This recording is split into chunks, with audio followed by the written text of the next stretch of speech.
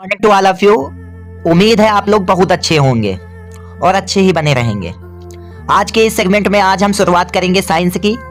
ये जो साइंस की बुक आपको दिख रही है ये हम पूरी यहाँ से खत्म करेंगे। जो चीजें अभी तक नहीं समझ में आई हैं वो भी हमें समझनी है, जो समझ चुके हैं उसको और अच्छे से समझना है, सभी चीजों को ध्यान देते हुए चलना है। कौन सी बातें बहुत इंपॉर्टेंट है उसका भी हमें ध्यान रखना है। तो हमारा जो साइंस है उसके सिलेबस को हम डिस्कस कर चुके थे। आज हम साइंस के पहले अध्याय 1 रासायनिक अभिक्रिया एवं समीकरण के बारे में बात करेंगे।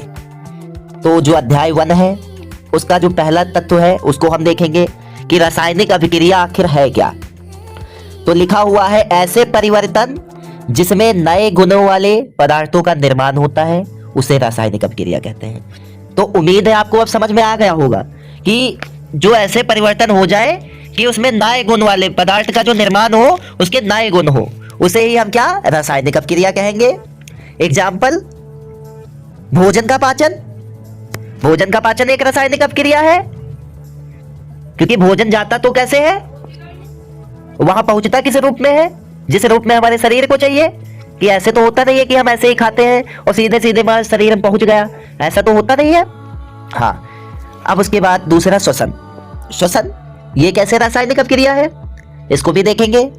तो आप लोगों को पता होगा कि ऑक्सीजन हम लोग लेते हैं श्वसन क्रिया के दौरान, कार्बन डाइऑक्साइड CO2 का हम लोग त्याग करते हैं, CO2 मुक्त होती है श्वसन की क्रिया के दौरान।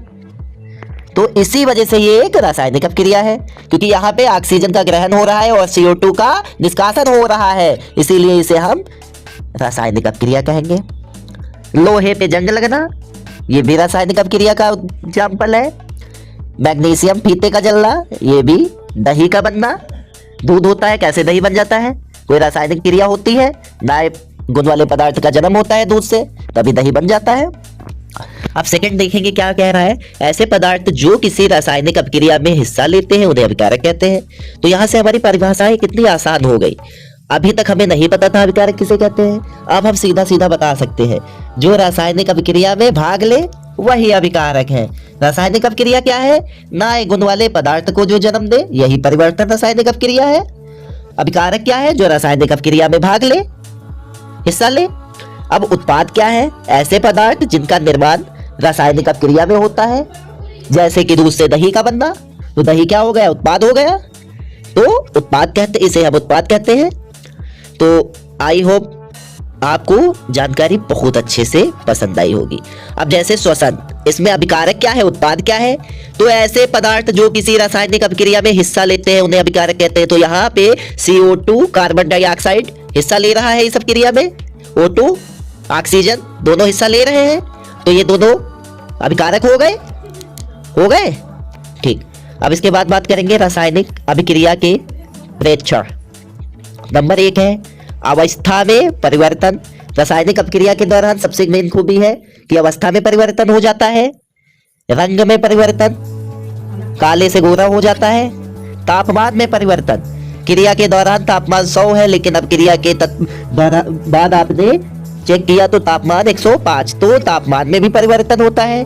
गैस का उत्सर्जन का मतलब होता है बाहर निकालना। अपशिष्ट यानी जो अपशिष्ट चीजें होती है, अपशिष्ट गैस होती है, उसका उत्सर्जन हो जाता है। अब रासायनिक परिवर्तन को प्रदर्शित करना, किसी रासायनिक परिवर्तन को हम प्रदर्शित कैसे करेंगे इसको भी देख लेंगे। सबसे पहला शब्दिक समीकरण, जैसा मैंने आपको बताया, अभिकारक जो किसी रासायनिक अभिक्रिया में भाग लेते हैं उन्हें अभिकारक कहते हैं। तो यहाँ पे zinc Zn, sulphuric acid H2SO4 sulphuric अम्ल, ठीक है, तो ये हमारे क्या है, अभिकारक है। हमारा जिंक सल्फेट बन रहा है जिंक सल्फ्यूरिक एसिड की अभिक्रिया से, तो जो हमारा जिंक सल्फेट बन रहा है वो हाइड्रोजन मुक्त हो रही है, तो ये हमारा उत्पाद हो गया। क्योंकि रासायनिक अभिक्रिया के दौरान जिस पदार्थ का निर्माण होता है उसे ही उत्पाद कहते हैं। रासायनिक समीकरण, तो ये सब चीजें जाके हमारी जो मिली जाके RHS बराबर LHS बराबर RHS, तो ये हमारा क्या हो गया, रासायनिक समीकरण हो गया। तो उम्मीद है जानकारी बहुत अच्छे से समझ में आई होगी। जो चीजें ना समझ में आ रही हो बता देना, दोबारा बता देंगे। और कोई समस्या नहीं है। इसके बाद हम बात करेंगे रासायनिक समीकरण के बारे में विस्तार पूर्वक। तो रासायनिक अपक्रिया हो चुका था।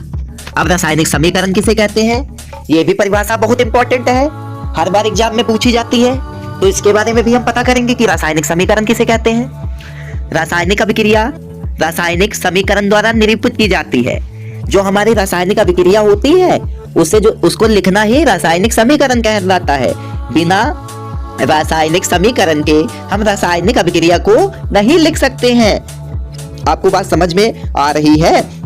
जैसे हाइड्रोजन और ऑक्सीजन आपस में क्रिया करके H2O जल बनाते हैं। तो जो ये हमारा जल बनता है, ये जो पूरा प्रोसेस है हाइड्रोजन और ऑक्सीजन का, जो ये लिखा जाएगा और जल जो बनेगा, ये पूरा हमारा रासायनिक समीकरण ही कहलाएगा। यानी इसको लिखना, निरूपित करना ही रासायनिक समीकरण आता है। अब इसमें क्या होता है, इसमें हमारे अभिकारक के बारे में बताया था, जो कि रासायनिक अभिक्रिया में भाग लेते हैं। उत्पाद जो हमारे रासायनिक अभिक्रिया में नए पदार्थ बन के आते हैं, और रासायनिक सूत्र अब उनकी भौतिक अवस्थाओं के साथ लिखे जाते हैं कि उनकी फिजिकल डिसेबिलिटीज क्या है, मतलब उनकी कौन सी पोजीशन है, उसी हिसाब से उसको लिखा जाता है। रासायनिक अभिक्रिया में आवश्यक परिस्थितियां, ताप, दाब, उत्प्रेरक आदि को तीर के निशान के ऊपर या नीचे दर्शाया जाता है। तो रासायनिक अभिक्रिया में कौन कौन सी परिस्थितियां बताई जाती हैं? तीर के नीचे दाब को आप लोगों ने देखा होगा, अभी मैं आप लोगों को बता दे रहा हूं। जैसे कि हमारी कोई ये अभिक्रिया हो गई H+O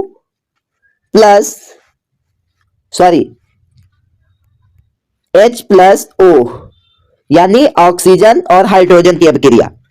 तो अब ये जो होगी, और यहाँ पे एक मिनट, ये मिलके क्या बनाएगी, ये हमारा H2O बनाएगी, जल बनाएगी, जब हाइड्रोजन और ऑक्सीजन की अभिक्रिया होगी। तो अगर हमें यहाँ पे ताप को दर्शाना है, दाब को, उत्प्रेरक को, किसी भी चीज को दर्शाना है, तो हम इसे तीर के ऊपर 100 सेंटीग्रेड या तीर के नीचे 100 सेंटीग्रेड या ये इतना गर्म किया जाए, इस यहाँ पे हम इसको दर्शाएंगे। वही इसका कहने का मतलब था कि उन स्थितियों को तीर के नीचे दर्शाया जाता है। तो उसके बाद हम बात करेंगे रासायनिक अभिक्रिया को संतुलित करना, कि इसे संतुलित कैसे किया जाता है। द्रव्यमान संरक्षण का नियम, किसी भी रासायनिक अभिक्रिया में द्रव्यमान का ना तो निर्माण होता है ना ही विनाश। तो द्रव्यमान संरक्षण का नियम क्या कहता है, जिसके हिसाब से हमें अभिक्रियाओं को संतुलित करना है, कि किसी भी रासायनिक अभिक्रिया में द्रव्यमान का ना तो विनाश होता है, ना तो या नष्ट होती है, ना खत्म की जा सकती है, ना ही निर्माण होता है, ना या उत्पन्न की जा सकती है। उसके बाद हम बात करेंगे रासायनिक अभिक्रिया के पहले अभिकारक। तो जैसे मैंने आपको बता दिया था, अब आपको मैं बता दूं, जैसे हमारी H2O वाली अभिक्रिया को हम दोबारा लिखेंगे यहाँ पे। उसको लिखने के बाद मैं आपको बताऊं, ये हमारी hydrogen plus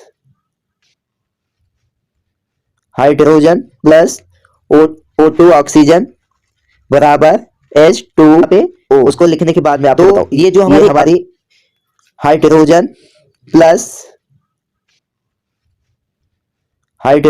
plus O2 oxygen बराबर H2O। तो ये जो हमारी अभिक्रिया हो रही है, तो ये जो हमारा है, ये हमारा क्या है, अभिकारक है। क्या है ये? अभिकारक है। क्या है? अभिकारक है। ये हमारा अभिकारक है। तो ये हमारा क्या हो जाएगा? अभिकारक हो जाएगा। तो ये हमारे ऑक्सीजन और जो हाइड्रोजन है, ये हमारे दोनों क्या है? अभिकारक हैं। अब उत्पाद की बात की जाए तो इसमें उत्पाद हमारा क्या होगा? उत्पाद हमारा ये होगा, H2O जो होगा वो हमारा उत्पाद होगा। उसके बाद हम अब इसके आगे के चरण को देखेंगे। रासायनिक अभिक्रिया के पहले तो हाँ, प्रत्येक तत्व के परमाणुओं की संख्या समान होनी चाहिए, जैसा इसमें बताया गया। अब चरणबद्ध संतुलित करना, कि कौन सा प्रोसेस होता है, कैसे इसको किया जाता है। तो देखते हैं, रासायनिक समीकरण लिखकर प्रत्येक सूत्र के चारों ओर बॉक्स बना लीजिए। तो जैसे आप दिया Fe मतलब